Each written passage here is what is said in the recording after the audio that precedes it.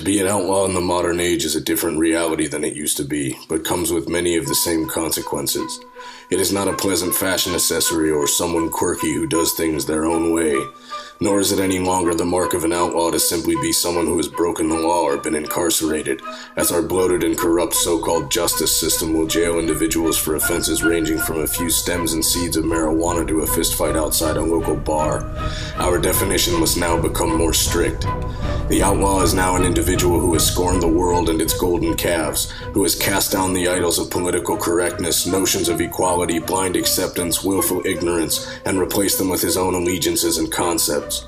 He adheres to the abundant explanations of natural law to inform his Weltanschauung, and is unswayed by the unwholesome propaganda of media or government, knowing that they are merely two fangs of the same serpent. He knows that in order to discover who is protected by this society and who is not, all one must ascertain is who can be criticized publicly without subjecting oneself to the tirades of the mob, self-styled as revolutionaries and anarchists as they spew forth the same disgusting drivel as the overlords they claim to be at war with. This kind of scorn the outlaw holds in his heart is dangerous in our time. Any who express opinions that go against the status quo and current narrative will indeed be pariah, cast out and reviled by those who continue to uphold the popular fairy tales and bland lies of society. But the outlaw is fully aware of this and prepared. He does not piss down his leg any time some bleating sheep accuses him of some new ism or phobia.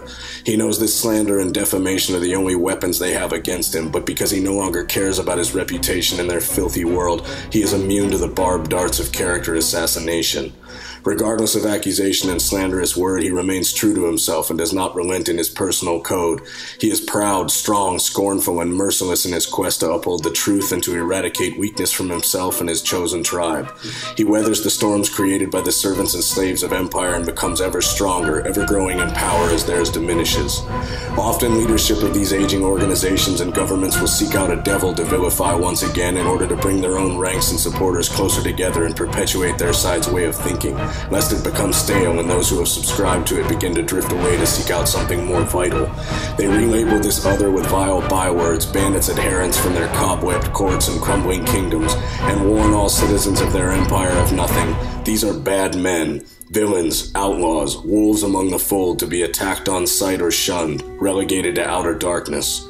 But the outlaw has grown in darkness, and he is accustomed to its embrace, and he only becomes more hardened in his resolve to see their empires crumble, because in his burning heart, he knows they are right to fear the devil.